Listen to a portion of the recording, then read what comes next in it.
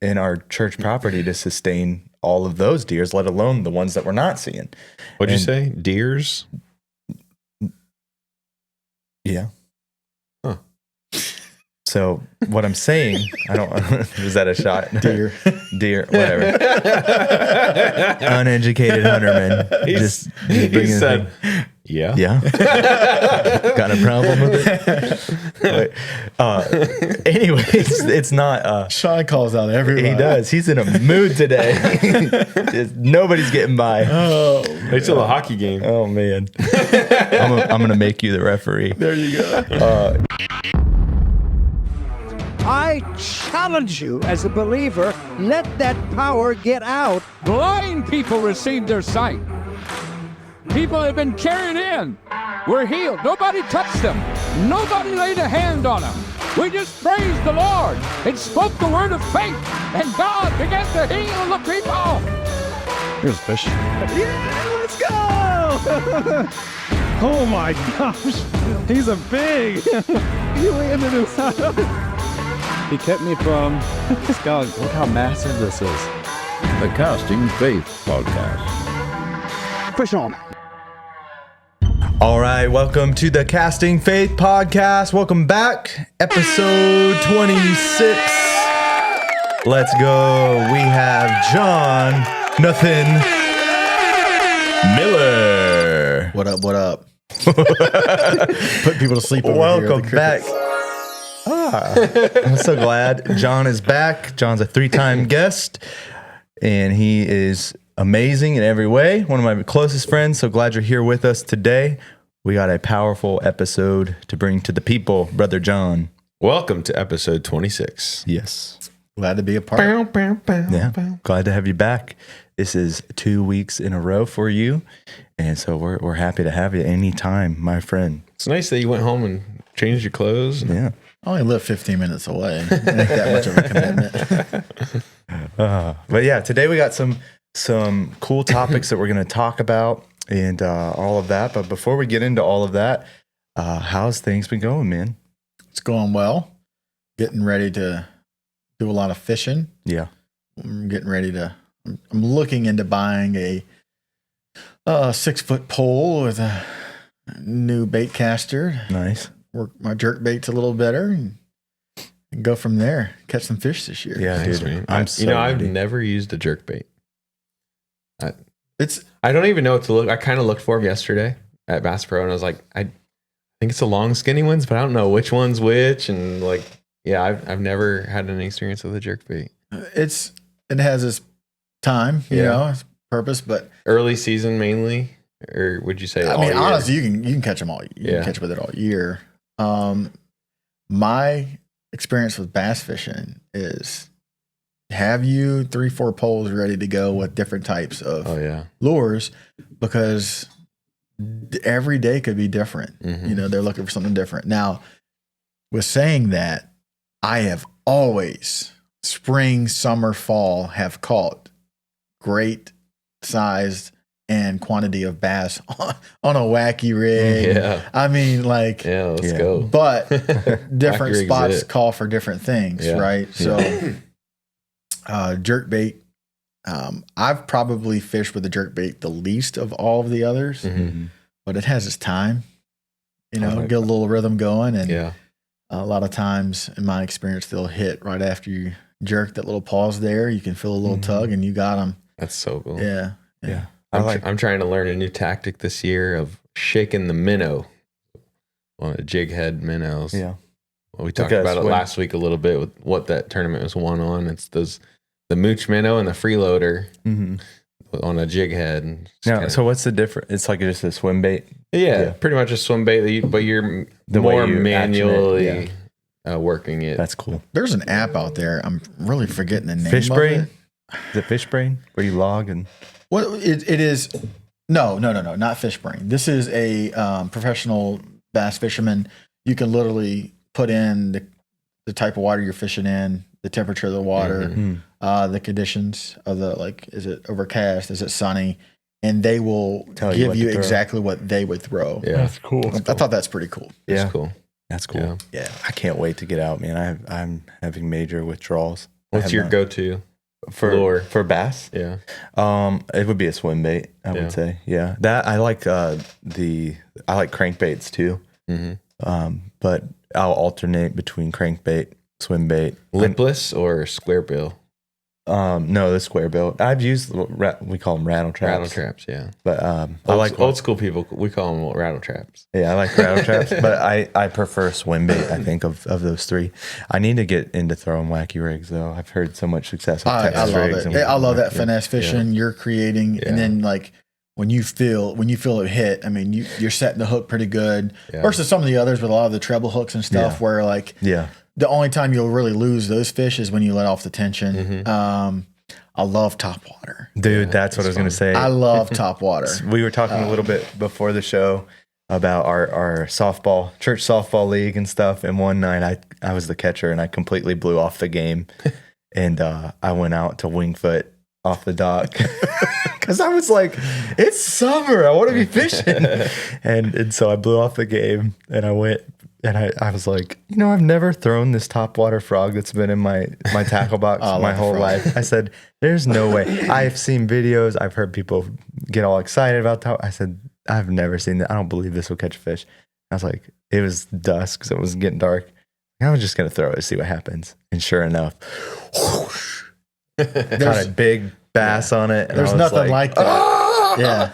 was Seeing like, them it's come up and unreal. get it is pretty awesome. Oh, it was so cool. I did not eat that one though. Yeah. But I do eat a lot of fish, and we talked about this a little last episode. We talked about what is meat and what is not meat. Kendall has a favorite meal, and we had it this weekend, and it was ribs. Ribs. We had Kendall ribs. loves ribs. It's her favorite thing. So much so that her uncle Logan, for Christmas, bought her a dog toy that was like a ribs, and dude, she loves that thing so much. And she's so chewing funny. on it every day. Yeah, she's chewing on it, squeaking the toy, ripped out the squeaker a couple Barbecue times. sauce on it. She loves that thing, and she loves ribs. And she had like 3 plates, and she got sick the next morning. Oh no. And so last night we went to catching up. Last night we went to what was it called? Adrenaline Monkey with the youth group. And my wife couldn't go because Kendall was sick, and she was having a rough go of it because she ate this. And I feel fine. Like, and for what I thought was like food poisoning or something. Maybe she ate too much, or she had gotten undercooked meat or something, and she got sick. But it was a tough weekend, man. We like super busy. After this we got other things we got to do, and it's just been one thing after another, and she got super sick off of her favorite meal, and I felt so bad for her. And She probably won't have the taste for it for a little while. Right? she probably still she's like a little hyper fixator. When I get sick off of something, the last time I got sick was after I ate a lot of spinach dip. Yeah. And I love spinach dip. But the last couple of opportunities I had to eat it, I passed. It tastes as good That's coming up. my wife makes buffalo chicken dip. Yes. And Christian I ate remember himself that. super sick off of that. And it was a long time before he did it again. And we all have those things. At church camp for me, it was junior high. It was the first time I was allowed to have my money with me. And like back then you had to like trade your money in for cards that they would stamp out. And one wreck, it was like 95 degrees, hot. And I drank like 2 Mountain Dews and 2 bags of Skittles. Oh, man. Dude. Recipe for disaster. To this day, I think the only time I had Skittles since then was when you gave them to me when we were steelhead fishing. That's funny. That little fun size bag. Because I got so sick that day. You still remember that? I can't. Like, I'm good on the Skittles. Like, I won't eat Skittles. Like, Have you tried the sour Skittle? yeah, I've tried them all. I used to love them. I ate a whole 2 bagfuls of them at 95 degree weather. But I got so sick, and man, it's tough. And I just felt so bad for her. And then I remember one time when I was young, remember TV, TV dinners, right? Yeah, I still eat them. Kid cuisine. Yes, kid cuisine. And there was one back in the day called Hungry Man. And my mom, I would go visit my mom and stay at her house. And this was dinner one night. It was a barbecue. It was like the McRib, but worse quality. Yeah. It was that's a pretty bad. McRib Hungry Man dinner, TV dinner. And I ate this, and dude, I got so sick from food poisoning that I think for 3 days I could only drink water and it would come up every time. It was so bad. I lost like 8 pounds as a kid throwing up this TV dinner, and it makes me think like, dude, it matters what you eat. Yeah, Doesn't absolutely. it? Like it matters if it's good quality food or not. You know, Fun fact on McDonald's McRibs. Yeah. Not the conspiracy. Have you guys heard of Nick DiGiovanni? He's like the chef YouTuber. Is he from Indiana? No, not that DiGiovanni. Is he the is he Hawaiian or is he like I'm not sure. Asian of some sort? I don't The mean that answer to to be the question he's is Asian. no. I have no idea. I'm not sure he's Asian. I've seen one where He it's was like, just on with. I know who you're talking about. Dude Perfect, I think, had like they did one with like where he was leading them to cook and stuff like that. That's cool. But he had a video going through. Obviously, he made the food, but like through the start of McDonald's time, all the way through each decade, like the foods of that decade to McDonald's, and like one of the early decades, like they weren't known for burgers yet. They had ribs, and it wasn't like McRib; it was ribs, Like actual. So ribs. this was before McDonald's was the big chain. yeah. Okay. And so that moment, I was like, "That's where the McRib comes from." Probably it's just like Because doesn't it come and go? Yeah, it does. It's seasonal, and we kind of looked at it. I don't know if it's true. It was a conspiracy. We talked about it before in one of the early episodes, but the conspiracy is that like you can tell the economy, the market of pork, when is it? It's not pork. Is it? Yeah, it's pork. Is it? Pork rib. Well, I don't know. McDonald's. It could be. Well, It's carp. whatever it is. Let's just say, let's just say it's pork. Drum. You can tell the economy of that meat, like how they're doing when McDonald's has it, because they're not going to buy it high. They're going to buy it low. I don't think that's a conspiracy theory. I think that's just observation. Yeah. You know, I mean, is it even real meat or is it 3D printed? that's the question. 3D and printed. We'll get into. We're actually, They are. We'll they are get starting to- we'll get into that this episode. Oh. We'll talk more about that. But it's pretty wild the amount of like how important it is what you eat. You know, like and eating something that's tainted or spoiled or food poisoning, something like I'm that bad can about that. ruin you. know? Expiration dates are just a suggestion. Yeah. I've changed a little bit though. Yeah. Well, some stomachs are built different, Poor Kendall's is not. The people from the gold and purple nation down south, is it purple and gold? You Is better that the believe it is. Okay. Well, some people like Michigan has weird names for their collars, like maize. Like What is that? It's gold. Yeah. What are they? Yeah. What? What did you just say? Michigan? The Wolverines. No, some people are weird about what? Yeah. So I'm just saying, like the stomachs are built different down there in Louisiana. Oh. We eat mud bugs, snakes. Oh, You don't know what mud bugs are? Crawfish colors. or crayfish, like people. Collars. Oh, is that what you're busting me on? That was, Oh, that was collar. Collars. What do you call them, Louisiana? Colors. Colors. Yeah, I say collar. That's okay. Akron has a very specific accent too. Yakron. They get that. They get that thing. It's a thing. That Midwestern or North or whatever. I don't know what I'm talking about. Anyways, let's just jump into this topic. Are we ready? I'm ready. All right. Have you guys heard of chronic wasting disease? Now, Yes. you know that I'm not Yeah, a CBD. CWD, but I am just a That's an inside joke from one of our listeners. I am just a uneducated hunterman, so I don't know a whole lot of things. So I'm learning a bunch just by talking with people and researching these things. But this is something I've heard about, but I didn't really know much about. But chronic wasting disease. You guys familiar with this? Yep. Yes. Yeah. Just had a fairly recent, happenings. Actually, David mentioned it. Really? Yeah. Last episode? Yeah. Yeah. So for people who don't know, basically it's a brain-eating disease for deer and elk primarily. For me, we got this running thing where like movie things are like happening in real life right now. Like we're advancing this, where our age of technology is allowing like the movies that we watched as childhood come to real life, and it's pretty wild that we're like considering these things. But this would be like the zombie genre, right? So the deer have this brain-eating disease, and it's a crazy thing that's happening, and it's spreading pretty quickly throughout the country, right? And so the last time growing up, you guys remember mad cow disease? Yep. It's similar to that, but it's in the deer population specifically. And so we'll just No idea what that was. yeah, it was weird. The sky is falling. But let me Chicken Little. explain a little bit more about what this is. So there's something called pyrons, okay? And it's like a protein that's in your body, or that's in this meat. And what is a normal sequence of DNA that function normal is it breaks down the amino acids and your body digests it fine and normal.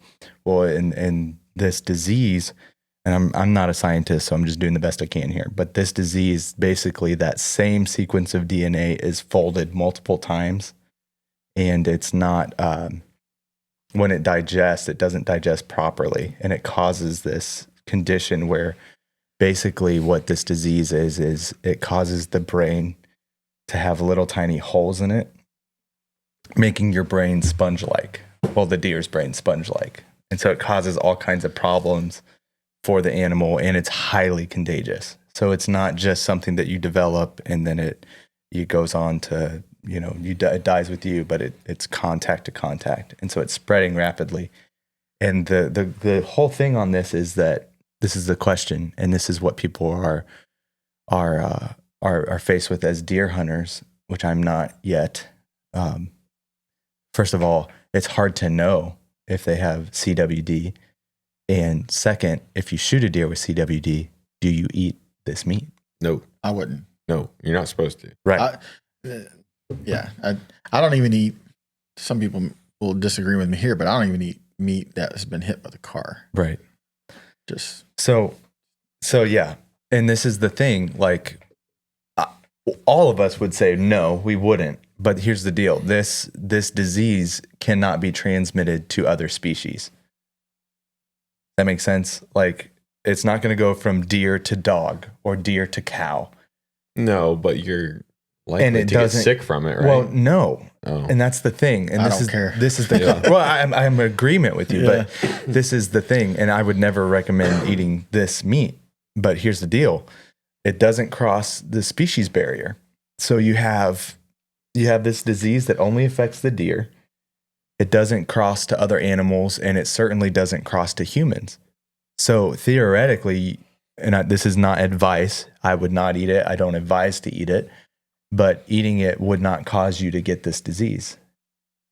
Like, you're not going to get this from it. Why does the DNR say not to eat Because deer in certain sections because CWD's around? Yeah, I'm not debating. Yeah. No, I'm just asking if you know why. So this is the big fear, is that one day it'll eventually jump the species barrier. Oh. And they're trying to call off these deer so it doesn't spread. Because I don't want to be the person that, this is the first human that has, yeah. So I just don't want to get sick from eating it. Correct. Well, that's the thing. You wouldn't. Yeah. Theoretically, you wouldn't get sick. So it's wild. I listened to Steve Ranella. He's the host of the Meat Eater podcast. If you ever watch Meat Eater, it's a series on, I think you can watch it on definitely the Outdoors channel. You can watch it on, I think Netflix has it. Netflix has a few seasons. I think it's all over the place, but he's really, really great. That show's awesome.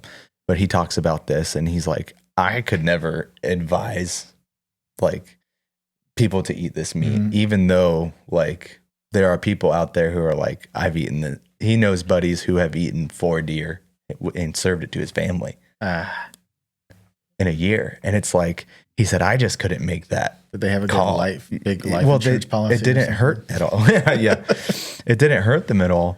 But it's one of those things where you're like, like everybody would be like, no, I don't want to eat that tainted meat, like.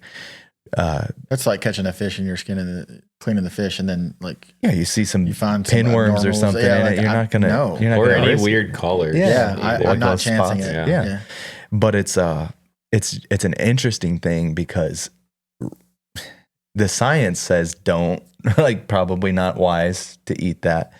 But a lot of people will probably still do that. So this is where the debate is that if the animal could look healthy at harvest, but you don't know necessarily if it has that disease or not. Like there's nothing, there's some that you can tell from the way it looks. Like David talked about this. We went to Salt Fork for the youth retreat, and there was a deer that very clearly had this at Salt Fork. And we said something to them, like, hey, you were there, weren't you? Yeah. And in fact, David and I we had room together. Yeah. And it was right outside our balcony. I immediately called. Yeah. And I was like, listen, this is right outside. It was just like, obviously tongue hanging out. And I'll say this on the podcast. I want everyone to know I was very disappointed at Salt Fork because they did nothing about it. Because later on that night, the deer was following people around. It was on the volleyball. The call should have been made to the DNR. Yeah. And I understand that. But as, you're staying at a resort. they You just got to think about who's working there, though. That's true. It's like the 16-year-olds at Adrenaline Monkey, Yeah. But then I was like, hey, it's following around your guest. Yeah. You know what I mean? Yeah. It's following around your guest. This is like, can you call someone? Can you handle Dude, that? its tongue was like hanging out the side. It looked like mangy. And then when we're out doing the bonfire, right, it was like hanging around people. And other people that are not educated on that, like, are just around it, and thought it was cute or something. No. Or they felt bad. And then the next day, it was still around. Yeah. So obviously. Definitely infected. So, yeah. So it's crazy. So there's that one was very clear. It probably had that, which means that every deer that would come in contact, even with if it's rubbing its nose on the grass and then another deer comes up and eats that, like that could be transmitted that way. That's how on contact it transmits this way, which is pretty wild. Like how quickly, and if the mortality rate, so if it's like it's gonna die eventually from this, it's gonna die from this disease.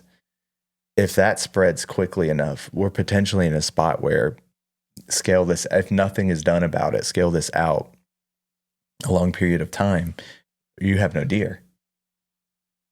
Like that could be a outcome of this. And I also think that's why you have to really control the population of the deer. Yeah. Because if you have too many deer, there again, diseases. Which Pete Rogers talked about that. Like for example, at the church, we have, just yesterday I saw 6 in the ball field. Yeah. And it's a tiny ball field. Well, there's not enough grass or surface area in our church property to sustain all of those deers, let alone the ones that we're not seeing. What'd you say? Deers? Yeah. Huh. So what I'm saying, I don't, is that a shot? Deer, whatever. Uneducated hunterman. He said, yeah. Yeah. Got a problem with it? But, anyways, it's not. Sean calls out everybody. He does. He's in a mood today. Nobody's getting by. Wait till the hockey game. Oh, man. I'm going to make you the referee. There you go. Anyways, it's a thing where already there's overpopulation, and then on top of that we have this disease that's going through. It's just an interesting thing. But the debate is that can you eat this meat and why you shouldn't? Well, this is where you can't tell necessarily. You shoot a deer, right? You shoot one of those deers. You catch one of them deers? You catch one of them deers in the field there. With your rifle. With your rifle or the bricks. And you just throw a pine tree at it. Yeah. You do that, not knowing if it has this disease or not. And maybe if you're a listener out there that's more educated on this, tell me how you would know without testing. But if you're any kind of deer hunterman, if you're any kind of deer hunter and you shoot a deer and you don't know if it has it or not, they have hot zones obviously where they've done testing and stuff, and they know where the hot spots are. But you really have no idea of knowing. So Steve Ranella talks about there's people who have unintentionally eaten this tainted meat and just don't know any better. If it's unintentional and I don't know, I'm okay. Right. Yeah. Just don't tell me. Yeah. So like, especially if you can't get sick from it. That's what I thought. But you could get sick. I guess not. Yeah. Call me. But I'll go get rid of all these deer. Yeah. Pretty much every wildlife agency says don't eat it. If you know it has CWD, don't eat it. Eating infected venison would be a bad thing. Because nobody wants to become patient zero, like you said. Don't want to be the first one. Nobody wants to be the first one. But find a cure for it. yeah, it's just weird. And another thing, I said it doesn't cross the species barrier. Turns out there was a moment, and this isn't substantiated, like means they couldn't replicate this. But remember those rhesus monkeys we were talking about? Oh, okay. Yes. Well, for some reason, scientists tried to give a rhesus. I can't speak well. Scientists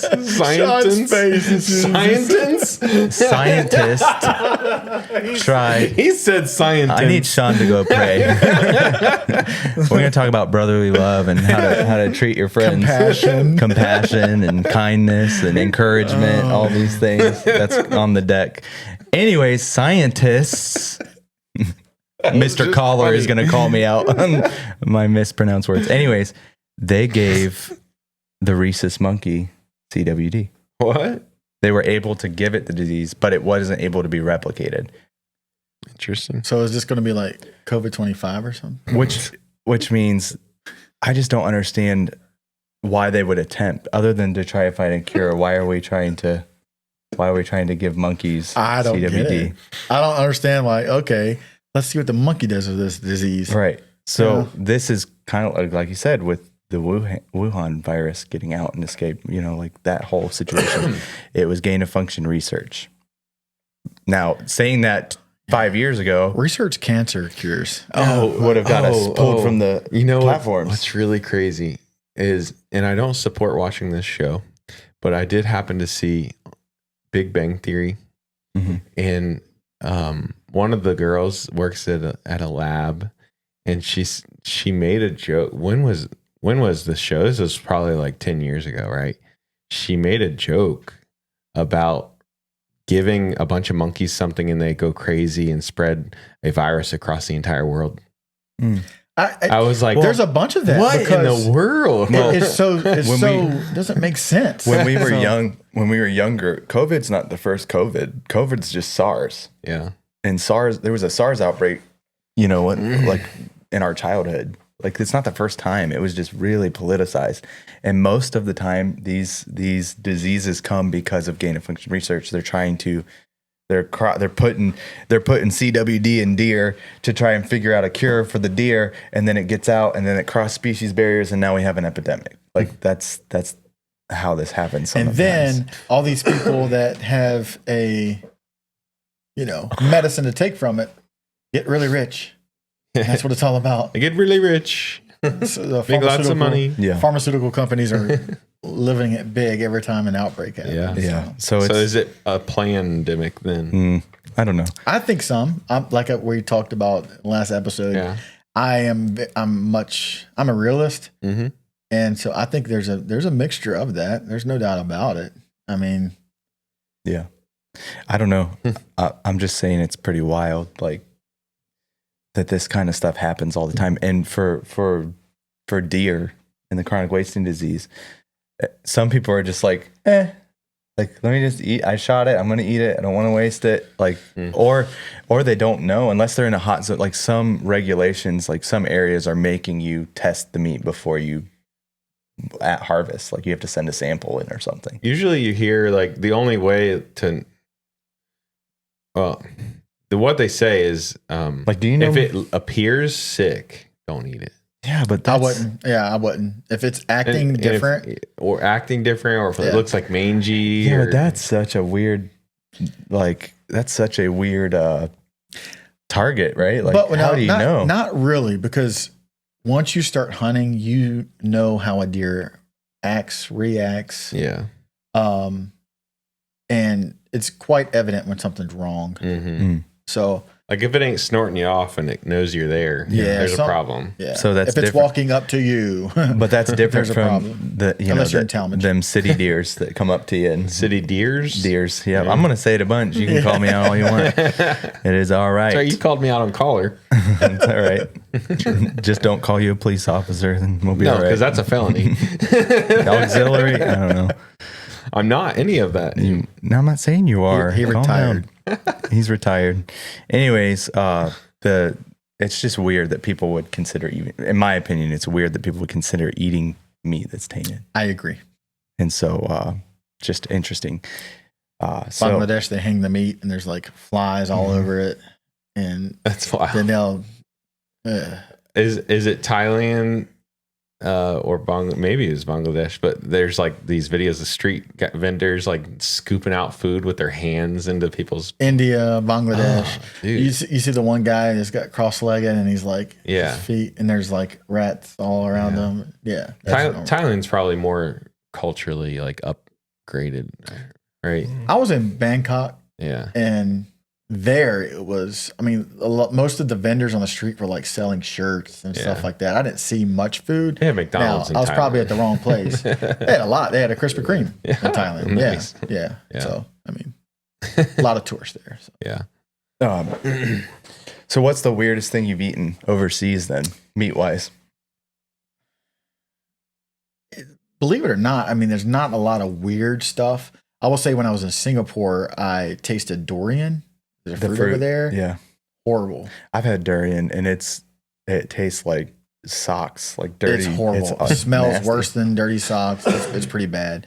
Offhand, I can't really tell you that I've eaten anything like crazy weird over there. I will say in Cambodia, when my family was there for a little while, they were eating like the tarantulas. Mm-hmm. They eat dog over there. Mm-hmm. There's some weird stuff that they eat over there. There's insect buffets, stuff like that. But myself, So I mean, gross. I grew up in Louisiana, right? So weird eating to me. Yeah. Is Is what a some lot. people call normal Long in John Louisiana. Silver's. Yeah, it's not like I'm not. I know people that eat coon and stuff like that. That's just not me. A lot of people eat snake. That's just not me. But over there, really not much weird stuff that I ate over there. I got my first week there. I was surrounded by water buffalo. That was interesting. Yeah. Yeah, they were crossing the street, and I got caught in the middle of it. And the guy who was herding them literally herded them down into the river and was like bathing them. So that was really weird to see. Yeah. Water buffalo.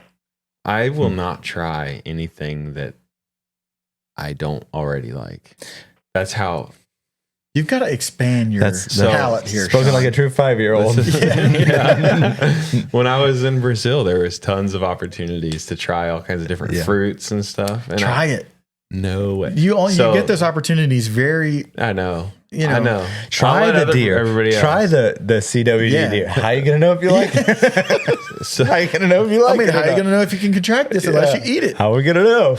So David Myers, who's a pastor in Florida, he got a dish at one of the restaurants we were at, and it had these giant ants in it on purpose. I've eaten ants before. And it was like a dessert too. or something like that. Fire And ants. it's so gross. As a kid. It's so gross, man. I got a video of it actually. One So time, the big ants or something? one time I I'm went to pretty sure it's Denny's. ants. I ate ants once when I was a kid. I went to Denny's, got the happy smiley face meal, And they had ants. and it had ants all up in it. That And wasn't on purpose. I've never been back to Denny's. You probably ate rat pellets. It's too, like then. Probably. It's like Shoney's. Yeah. Shoney's. I haven't been to Shoney's in a while. Oh man.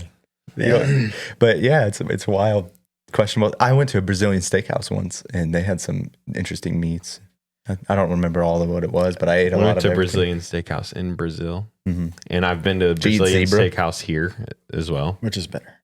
Brazil, probably. Brazil, 1,000%. And I did not expect it because everything we had eaten all week Ants long and was all just that. like, this food is disgusting. McDonald's was gross. They did not know how to do McDonald's. McDonald's in India is like all chicken Yeah. and it's all spicy. It's interesting. Wow. It was really good. Yeah. So we went to the steakhouse and I was like, this is going to be absolutely disgusting. Dude, it was. Besides, I didn't know there was a Domino's down there until like an hour before I had to leave for my flight. So, but until that Domino's appeared, that was the best food I ate. So, Yeah. Brother Robinette was joking before, like, Sister Robinette will only eat Domino's when she's out of the country. And I was like, all right, where's this Domino's? And I didn't see nothing. But then after the night of the Holy Ghost rally, we were back at the hotel, and Brother Robinette and Sister Robinette bought pizza for the whole team. Awesome. And it was Domino's. And I was leaving in 30 minutes. I will miss my flight for this. Ended up catching an Uber from a Brazilian because the local church people were late and we had to get to the airport. That was we talked about that. Yeah, that was a scary ride. Transportation in foreign countries it's different. It is different. It is different. You can't get CWD from Domino's Pizza, so Dude, safe. That was the best food I'd eaten my whole life at that moment. In Bangladesh, you can rent out an ambulance to go to the airport. Yeah. That's hilarious.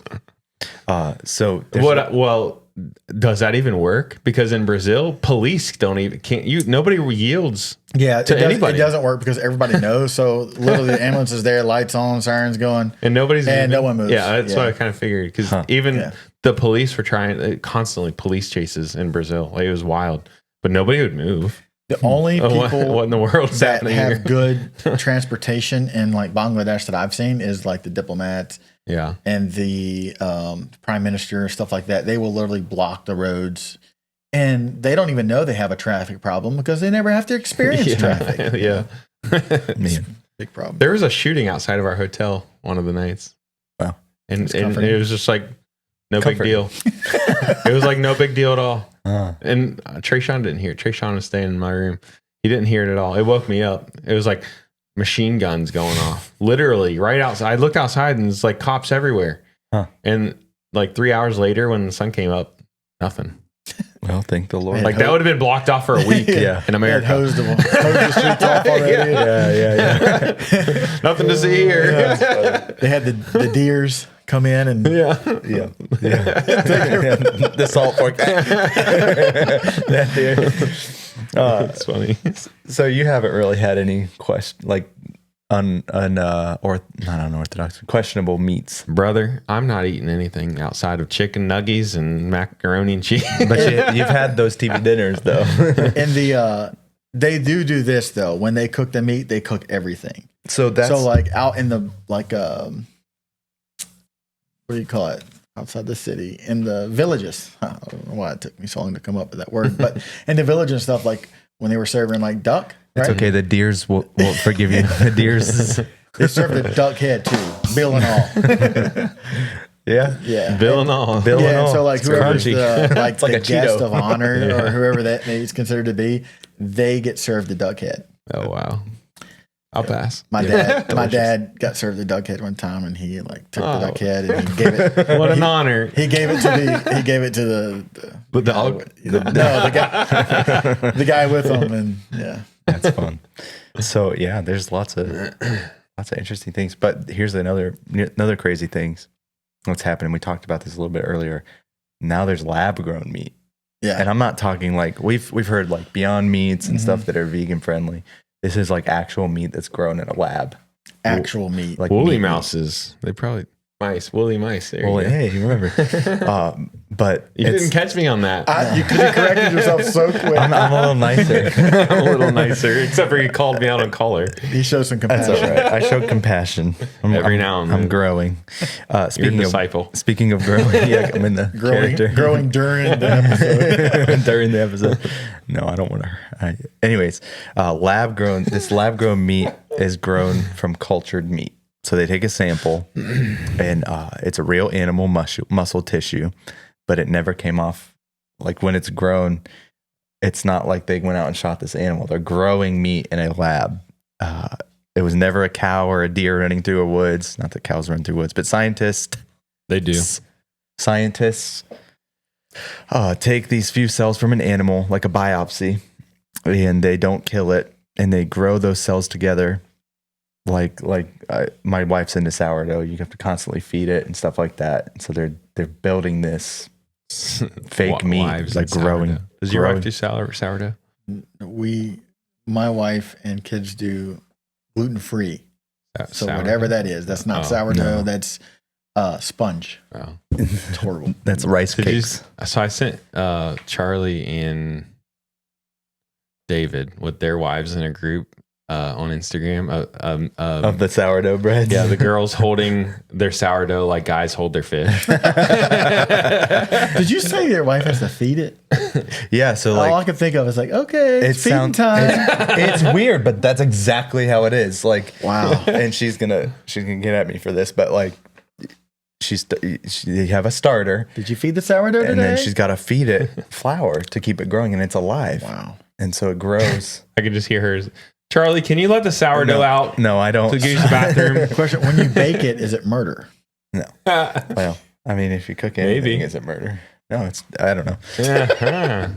It's a living organism. But so is this lab grown meat. It grows like the sourdough grows when you feed it, and so it grows into this muscle fat. Eventually, you get a lab grown steak. Wow. And so it's not plant based like Beyond Meat or Impossible Burger or anything like that. It's real meat. DNA is identical to the stuff that we're used to eating, and it's just made without the hooves and antlers and horns and heartbeats and stuff. You know. Well, going back to the 3D printer, right? From what I've read about, they actually take that and they run it just like a 3D printer, and you can print yourself a steak. Yeah. So that's a What's thing. the media that they use to print with? I don't know. That's above my pay grade. Yeah. But they can form any type of look-alike meat. I that you know want. that's the case with. Like tofu? No, I know that's the Just case. feed tofu through the 3D printer. tofu. is horrible. It's the case with a lot of the plant-based stuff, but same with this lab-grown meat, which is weird because, like, and I think there are laws going into place now. I know, like, RFK is trying to get stuff passed to where they can't sell you this without Please you do. knowing it. But thinking I about, think it's on the label. I think it's already. but it hasn't always been, and so we don't know how long this has really been this is a little conspiracy theory, but we don't know how long this has been a thing. We don't know if the fish fillet could be this. We don't know if we don't know, and it's just weird. And so I don't know, man. Would you eat lab grown meat? if I knew it was lab-grown meat, probably not. But then I'll also eat Skittles. So why? Yeah. I like Skittles. Yeah. All the dye in that food. All the red dye and stuff. But what would be why wouldn't you eat lab grown meat? It's pretty weird. sure we'll I know where probably COVID have. came from. These monkey stories. When you just say lab, I mean, Yeah. that's all I can think about. Like, I'm sure we've all eaten it. I'm sure that's the ribeye at Texas Roadhouse right now is just like, oh no, that's the only thing that isn't lab grown. I'm teasing. But what do you think? I think we probably have eaten it. Yeah. That's why you get bone-in ribeye, right? Like you can't. Maybe they put the bone in. You know, I'm Grow it around I'm the the bone. guy that buys the boneless wings when you go out for wing night. Oh, Speaking of wing goodness, night, that's not wings. I had a I thought. actually learned how to though. I actually learned how to eat The flats. Well, no, how to any of the wings, like how to take them off the bone better. fun. You Like stick them you in just your- like twist them or something, So- and then you can just. How many wings do you usually eat at wing night? I don't remember. Last time I did is me and you and Christian. I don't remember. I'm not going to answer this question. I want to know. Not many. I can eat a Probably lot. like 12, Okay. How many chickens would have had to die for you to eat those 12? 6. Okay. How many wings did you eat? The most I've ever eaten in my life at one time. I've eaten 50 at one point. That's crazy. I got so sick. But I'm not going to answer. I want to this know. question. Yeah, answer. Come 100. on. We used to do this. in No, high I school. did not make it. I tried to make it to 100. Yeah, I got 72. Okay. that's crazy. So, But wings have gotten smaller over the years too. Yeah, I think as people's budgets have gotten tighter, the we used wings to have gotten smaller. like some of the guys from our youth group used to go probably once a month to B-Dubs and just see how many wings we could knock out in a Should do night. Quaker steak. so the amount of chickens that had to die, I'm bad at math, so I just typed that in. Would have been 120 wings would be like 60 chickens. I used to work at chicken farm. That's no problem. Right. But now magnify that out. When Magnify that out what's to the whole restaurant Yeah. eating so many wings. I was thinking about this on my way home because I was passing Chick-fil-A. I was passing KFC. And I'm like, there was a wing stop. And I thought of Quaker Steak when we went wing night and stuff. And I'm like, I'm bad at math. So I'm like trying to count in my head. Well, there's 2 wings on each chicken. And then you got the legs and stuff. How many chickens have to? Hundreds of restaurants and there's so many chickens. All right. Like, how are we keeping up? All right, I can tell you that. I want to know what your image is when you say chicken farm. What's the first image that comes to your mind? Me, I worked on one. So you really want to tell me? What about you? What I think, well, I've already seen the documentaries and Okay. stuff. So I it's guess I'm the only one. gross. What was man. your Napoleon Dynamite.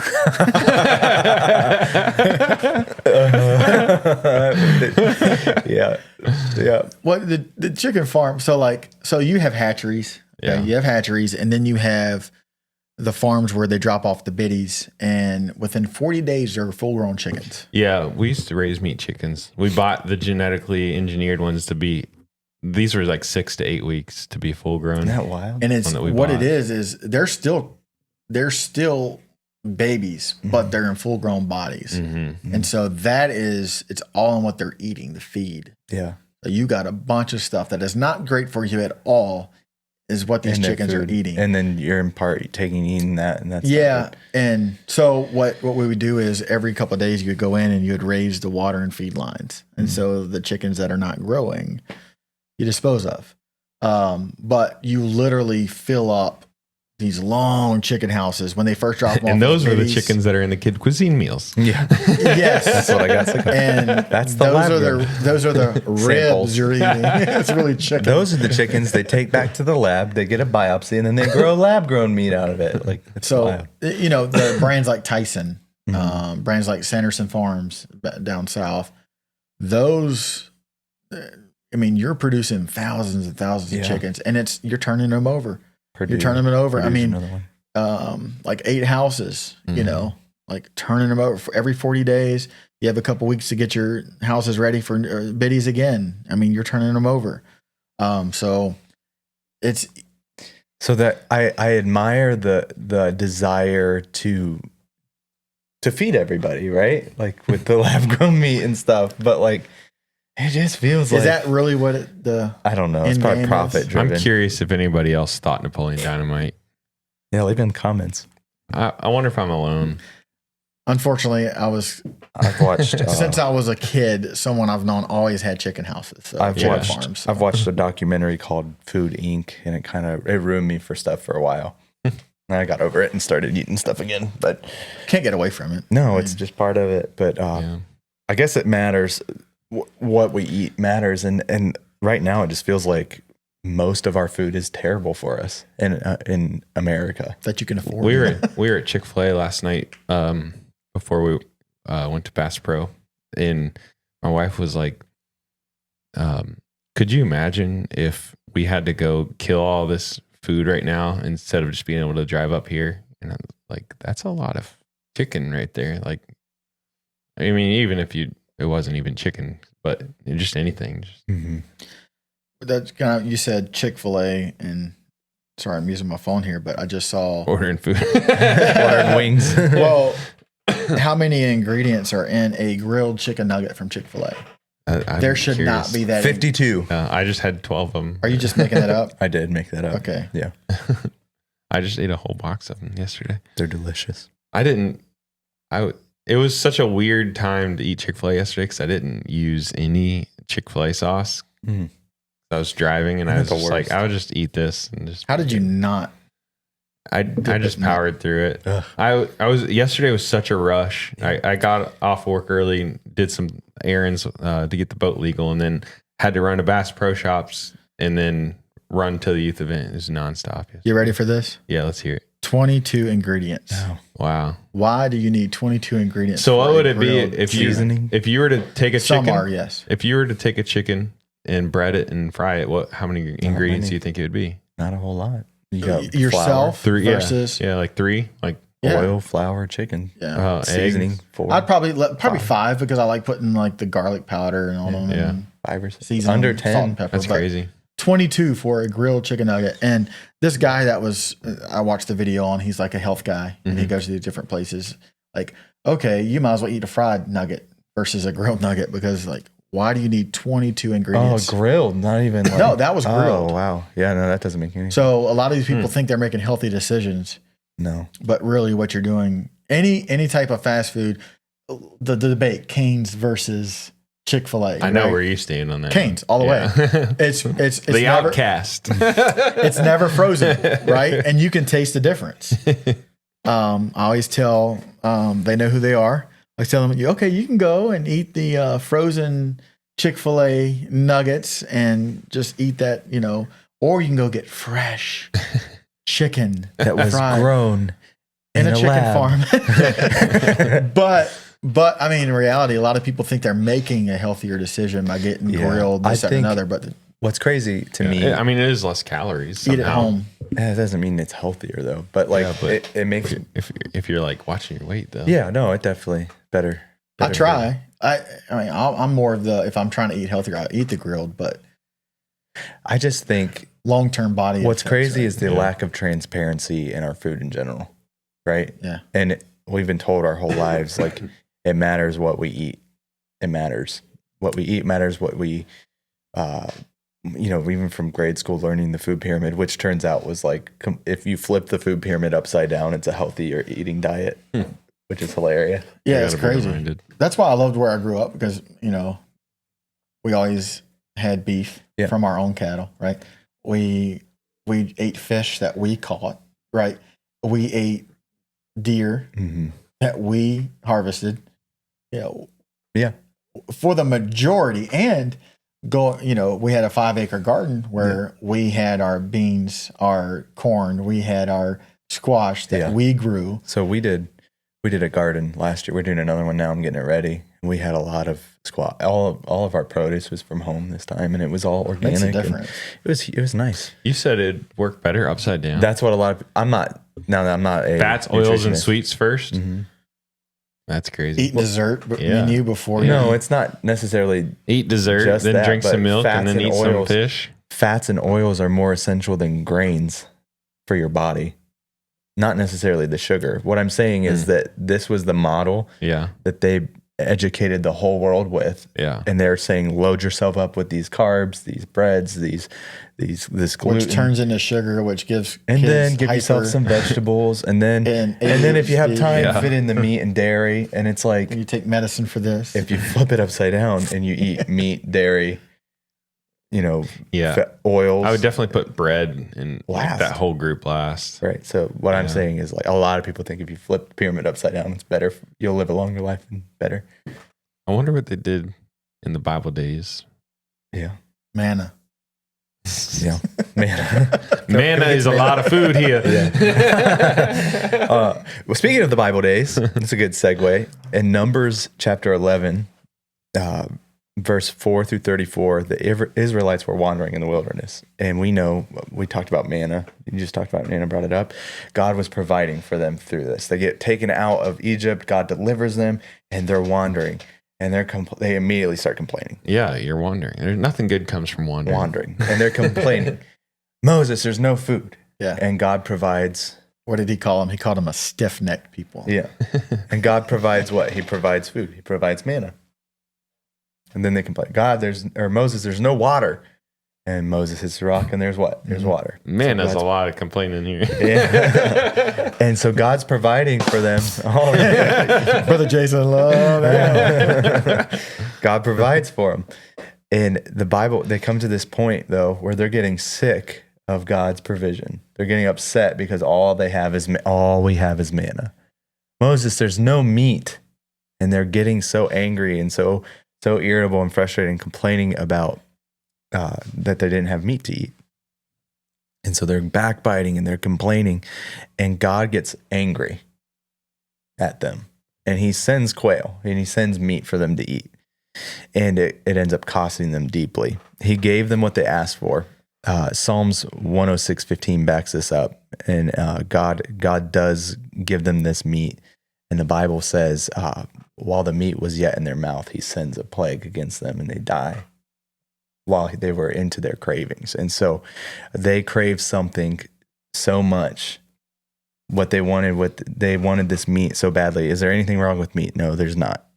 Brother Fred might think differently on that, but I don't think it's that. No, he it's just- liked meat. yeah, no, It's it's, health I'm reasons, right? teasing. Yeah, but they let their cravings be bigger than the provision that God had for them. God had already provided what they needed, but they were letting what they wanted drive their hearts, even against the God who was handling and giving them everything that they needed. It blinded them too. Yeah. I mean, Brother Woodward said something this last weekend. He said it took one night for the God's people to come out of Egypt, but it took 40 years for Egypt to come out of them. Mm-hmm. And then he also pointed out that, they referred to Egypt as a land of milk and honey. They didn't have milk and honey in Egypt, but they were so blinded by their cravings that, Moses, you promised that you were taking us to a land, but you brought us out of that land. Yeah, it's and like, no, you were slaves there. Yeah. They were even saying that it was the land filled with milk and honey. And it wasn't. That was the land of slavery. They were slaves. Yeah. But they were so driven by their appetite that they had gotten from Egypt, that they had gotten from the world, that they had gotten in bondage, that they allowed that to drive a wedge between them and God, where all they could do was complain. All they could do was crave something that God had not intended for them in that moment. And so it just drives the point to this, is that you gotta watch what you eat. Yeah. You gotta watch what you're consuming. You gotta watch what you're allowing to drive you, right? We are into all kinds of fun things. We love to fish. Some of us love to hunt. Some of us love to, play basketball. Some of us we love to do these things, love to play video games, love to do this podcast. We love entertainment. We love these things. But if we're not careful, we will allow this to drive our life. We will allow these things that aren't necessarily bad. Meat was never bad. Quail was never bad. But we allow these things that are that we desire to drive our whole life. It controls us. All we care about is this. All we want to do is this. And then that's the point where the Israelites were, where the place was called Kibroth Hattavath, which translates to graves of craving. Their cravings led them to their grave. And so if we're not careful, we'll let ourselves get so consumed by all these fun things and all of the things that we're interested in that aren't not necessarily overtly bad. Yeah. But we put them in place of what God is trying to do in our life, and it causes the downfall. And so it matters what you eat, not just in the field. Like I wouldn't eat CWD meat. No. And I try not to eat the TV dinners. And if I know it's lab grown meat, I'm going to put my nose up that a little bit just because it's weird to me. But it matters what we put into our hearts and in our minds, and it matters what we eat as well. And so I just think it's interesting, and it's important to stay balanced, with what we're allowing ourselves to want. Yeah. Does that make sense? Absolutely. You got anything to add to that? No, I mean, great job breaking that down. I mean, in the physical, just as a spiritual, right? Like it matters what you input in your life. Over time, what you digest, it's going to have an effect. Mm-hmm. If you're eating healthy foods and having that great balance in your life, and you're, years to come, your body is going to show the effects of what you've digested. And spiritual man as well.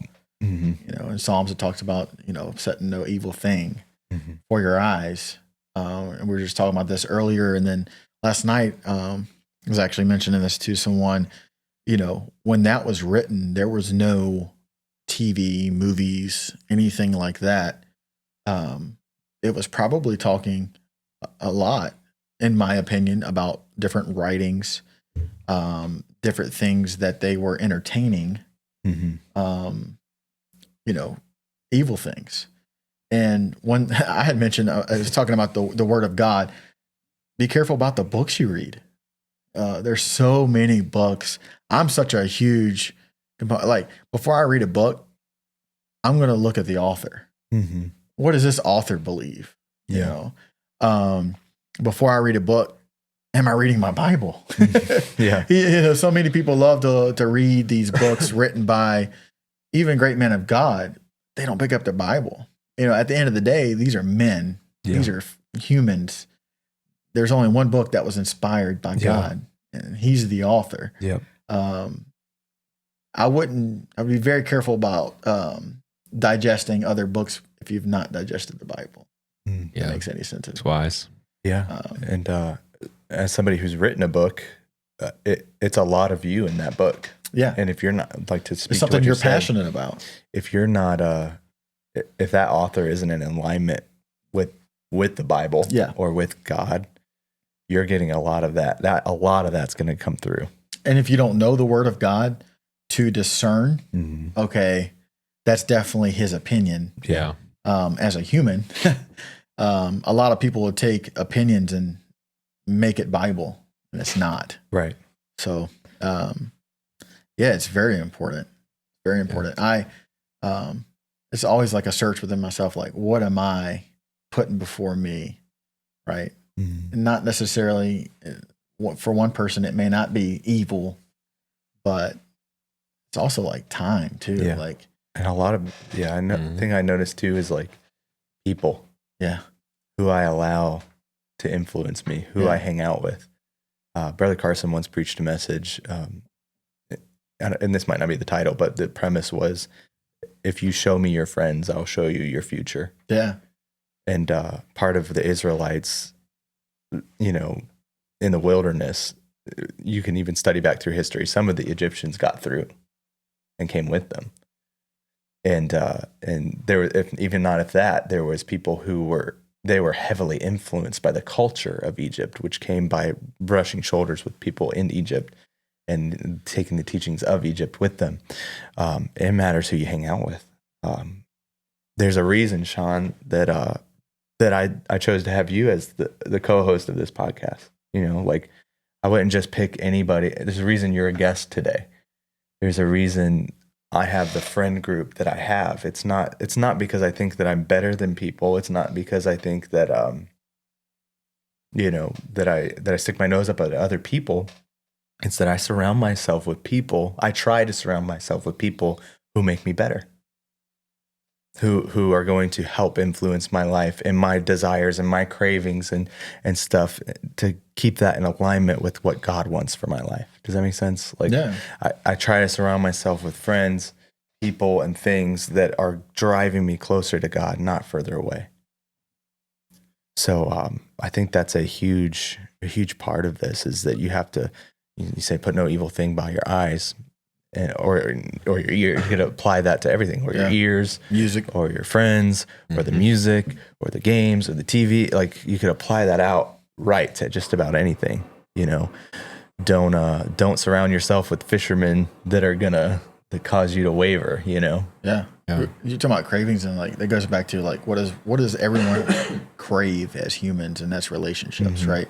When I was talk to a lot of people about like in their dating lives, if they're not adding to your relationship with God, there's only two types of people. They either add to your relationship with God, or they take away. And if they're taken away from your relationship with God, the most important relationship that you are going to have, then you need to end that immediately. And I think that as a friend group as well, it's like, yes, you can have acquaintances, you can have friends that don't believe everything you believe, but who am I going to spend most of my time with? It's going to be people that challenge me to do better, like you were saying, and adding to my relationship with God and not hindering that relationship. Yeah, and that's so important. And I think that that's a missing factor for a lot of people. We're supposed to be influenced to people, which means not all your friends are going to be just like you or super on place and on pace for where they should be in God. And you're going to be the influencer a lot, but the people that are closest to you, those people should be helping you get to where you need to be spiritually. It's really hard sometimes when you recognize that your closest friends are not, and this isn't current times, but when you recognize that your closest friends are pulling you in a direction away from your goals being like church or relationship with God, like those things that are important to you,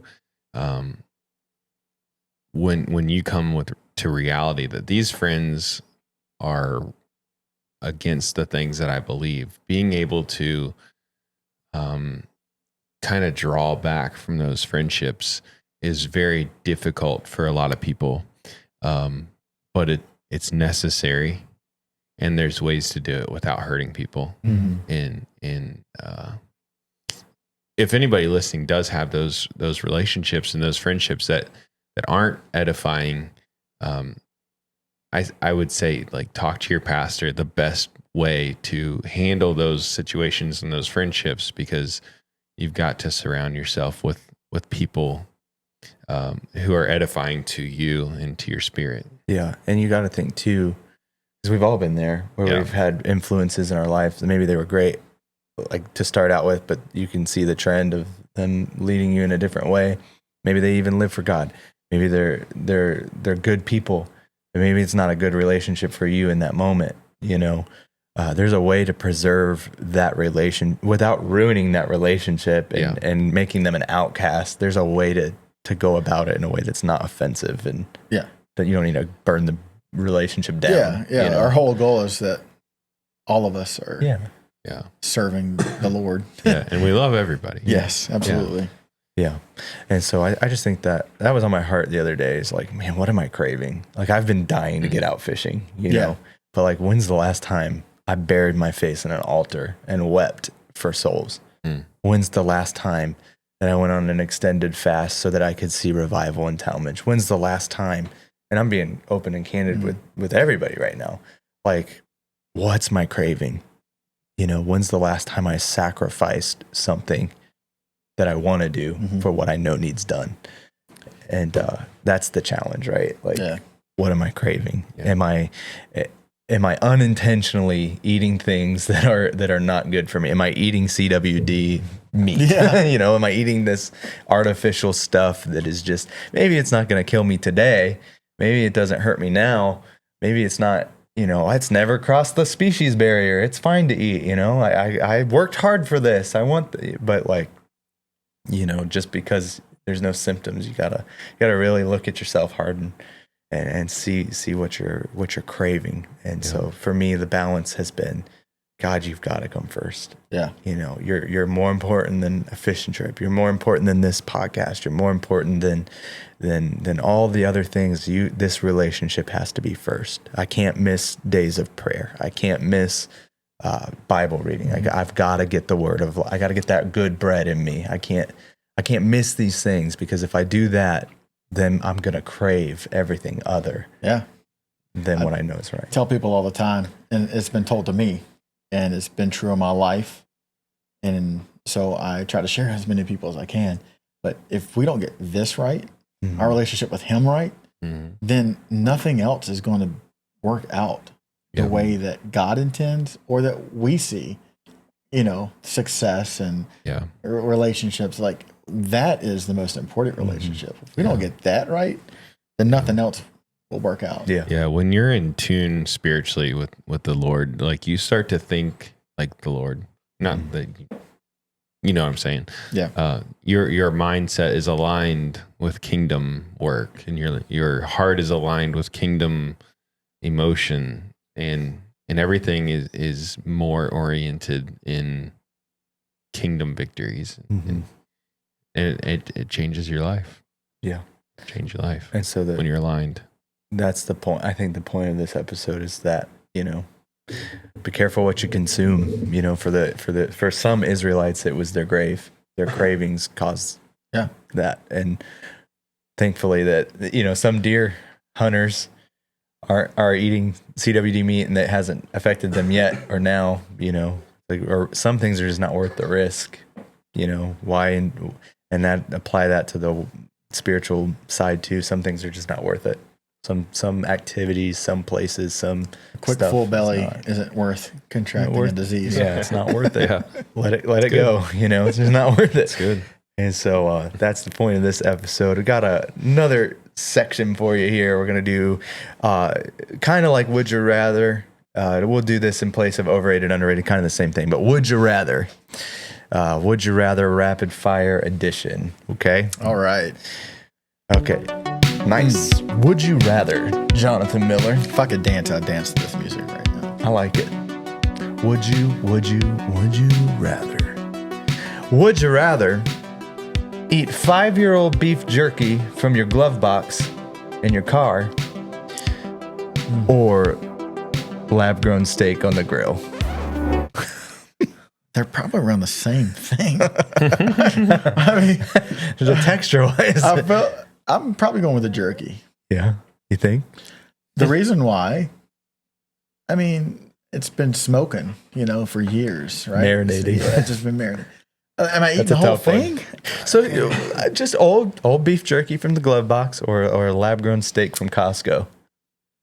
So expirations is just a suggestion for me. So I would probably just try it. Now, if there's like mold on it or something, lab grown. David Himes bought me this beef jerky. I can't believe this just came back to my mind. He went on his honeymoon with Brittany, and he brought me back some beef jerky that was back when the zombie stuff was popping off in culture, and it was like marketed like that, and it was like zombie meat or something like that, and it was green, and it was like habanero something flavored, and it looked like zombie meat, and it tasted good, but it was weird eating it. I don't know why that just came back to my mind, but so long ago. So if it's 5 years in the glove box or whatever, I probably wouldn't realize that it's been there 5 years, so I'd probably just eat it. Yeah. Have you ever been on a fast and just looked down and saw like an old French fry from a year ago and been like, "Ooh, I want." In the little crack by your seat. And you're really tempted to eat it. Some of our Have you ever listeners, am I alone in that? some of our listeners just I've judged almost you, but broke my fast on a year-old French fry. No, before. I have to say it probably would have tasted the same from McDonald's. what's the worst thing you've broken your fast on? Oh man, a large quantity of anything that never ends well. Apple pie, Dude, I broke a buffet. I broke a 3 day. Ryan's. I broke a 3 day water only fast on a Five Guys meal. Oh, ouch! Tough. I got so sick. And I knew it was going to happen, but I was like, I just want this so bad. That's Cravings, right? I was craving that burger, and I got my stomach ballooned up, and I walked for I got on the treadmill and walked it off for like an hour, and it helped, but it was tough. So yeah, I don't know. What would you do? Would you do old beef jerky or the lab grown steak? Lab grown steak. Yeah, I think so. That's kind of where I stand. Maybe I'm in the middle. probably both the same kind of meat, anyways. Yeah. What do we know? Okay, would you rather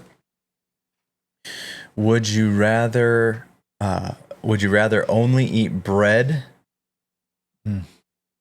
for a month, or only eat one of the same meal a month? So like you only get bread.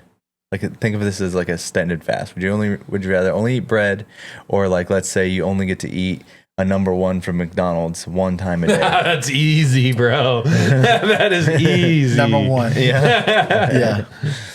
Yeah. Yeah. I mean, I actually, because most of the family doesn't eat gluten, Yeah. right?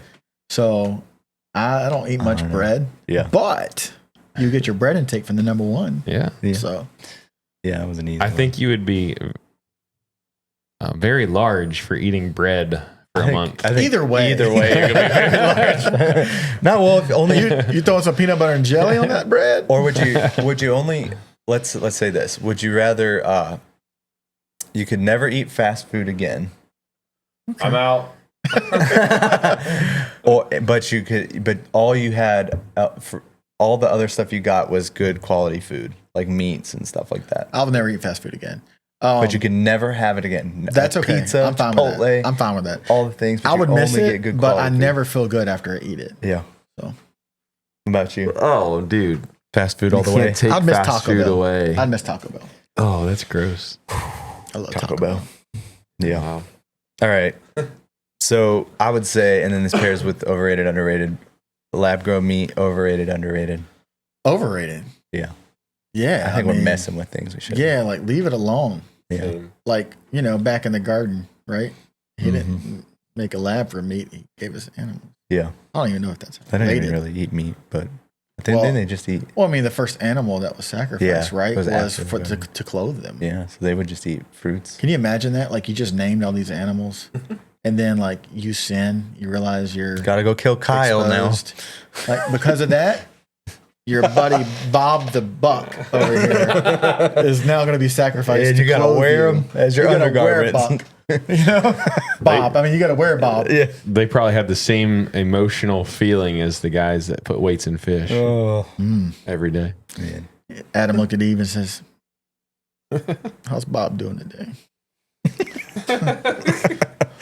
Bob's keeping me warm. Man, that's so sad. You just named Bob 2 weeks ago. It's tough. All right, this is off topic. Don't know where I was going. Off with that. topic. I'm not sure where I'm going with these overrated or underrated either. So we're just flying with them. Church potlucks. Overrated, underrated. Overrated. Overrated. You never know what you're going to Listen, get. talk about that, girl. I'm not gonna lie. I used to be the one, but like, who made this? Who made that? Because I've been to their house. Would you rather have some stuff from the potluck or the lab grown meat? Lab grown meat. At least I know where it came from. At least I know where A it came clean from. lab. Somebody left potato salad in the Like, back seat all service. Where's Momo Betty's dumplings at? I'm gonna 95 eat degrees. 3 bowls of that versus it's like, Oh, yeah. I'm there for the volleyball. yeah. There's a reason why those aren't popular like they used to be. Yeah. As the years pass, people don't cook like they used to. No. Yeah. It's nice. The community's nice. Now, Like, the idea people, behind it is for the nice. potlucks, people are bringing like pizza Tupperware. from like Little Caesars. I'm fine with that. We got 6 pizzas from Little. I'm fine with that. The men's nights, Yeah, right? the You men's got night was some tough. people that bring like Sister Scott. Like she'll make Brother Scott and her will get together and bring like, I'm going right to that, right? And then you get 6 Little Caesars. Then you get pizzas. The tacos from Taco Bell. Hey, the taco box. one of those I brought like 40 chicken nuggets from McDonald's. That's hilarious. And I'm fine with that. Yeah, I'm fine with At that. least I know better than mystery potato salad from the back seat of somebody's Suburban all day long. Or you always have the store bought stuff that people put into their containers. Yeah. Like they made it. Yeah. Yeah, it's That's funny. your wife. I feel like that has to be like a confession, right? You have to have a note in there. I'm pretty sure I busted Ashlyn on that several times. What if What does she do? I don't remember what it was. What if I don't remember. Maybe You have to it remind had me to of have been that. her. It had to have been her. I'm thinking of. No, I know people She's did gonna that. listen to this and yell at me right now. Yeah. John never allowed to come on? I don't remember that. Maybe I just I've known people do exposed that her. to the bake sales. People do that. Yeah. They'll go buy something from I've seen a couple. It's Giant like, Eagle and be like, that's a little we too. know you didn't do that. Come on. Sell that $20 cake from Giant Eagle for $90 in Yeah. the bake auction. But yeah, Hey, I'll do that. soupy. It's for a good cause. Yeah. Yeah. So yeah. Well, that was overrated, underrated. All right, we're on to last cast. Anything else you want to say to our audience today on these topics? On these topics, Speak to us. Or anything else? buy a cow. Don't go buy lab grown meat. Buy a cow. Check. Man, I just make better choices. Mm-hmm. I am on a journey of trying to eat better. It's a journey because I fail weekly. But I think, taking care of this man, right? Mm-hmm. As well as the spiritual man are both important. Mm-hmm. And pleasing God, really. Yeah. And I would love to be active in my old age, but I think those decisions starts now. Yeah. So if you are my age, start now. So pull away from different things now so later you can enjoy life. Yeah. Yeah. It's a good point, man. That just got me thinking. It's tough. It's a tough. I remember the last church camp that Billy Cole came to. We were all sitting there. It was one of the day sessions he came to, and the West Virginia church camp. It was this massive. It was probably 10 foot high. The platform was, and so there's all these steps to walk up. And I remember Pastor Anthony and I think his brother Brian Garrett, his son, his grandson, and his granddaughter's husband. They're helping him up onto the platform, and they pulled the podium away or whatever, and he sat down in his chair right there, and what is that? Sky's falling. That's crazy. And he said he's kind of like breaking down and started crying, and he said, my biggest regret in life over all the millions of people that I've seen get the Holy Ghost is knowing that I should have been able to reach more, but couldn't because I didn't take care of my body. Wow. And my temple, because of my own stupidity, he said, my own stupidity caused God not to be able to use me anymore because I'm too fat. That's how he'd say it. And that moment just hit a lot of people. And then he went on from there and said, now, which one of you is going to take my place? And the whole place erupted in weeping. It's crazy. But those decisions started a long time ago. Yeah. God, take care of it. It's a lot harder once you get older to change course. I was talking, someone close to all of us was saying like over 60 now, and looks around and looks at some of the classmates that he went to high school with, and it's just like you would think that they're 20 years older. And it's like the decisions that they made, right? What they sat down and ate on a weekly basis and, a daily basis, it adds up. Yeah. And so I've made a lot of mistakes in that category, but trying to do better. So, and it all starts with a craving. Oh man, way to bring it back. It does. It all starts with craving. Yeah. Man, such a good topic today, and good stuff. I had another funny story, but we'll save it for another time. But thank you so much for coming on, man. We really do appreciate it. Thanks and for I know the our invite. audience appreciates it as well. And my last thoughts would be that, just to echo all of that, what you guys said.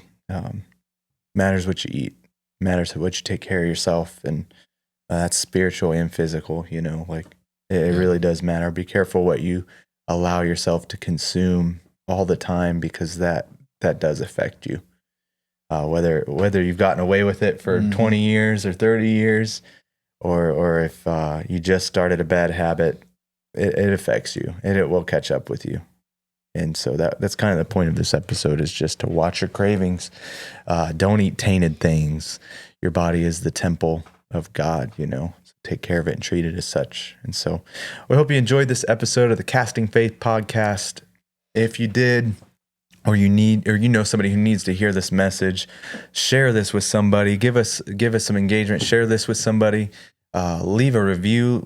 Write a comment. Do something. Show some encouragement in Spotify, Apple, YouTube, all the places.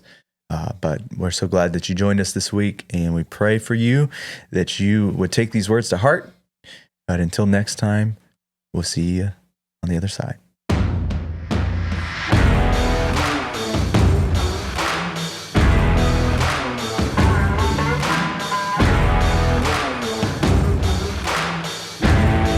Like, comment, and subscribe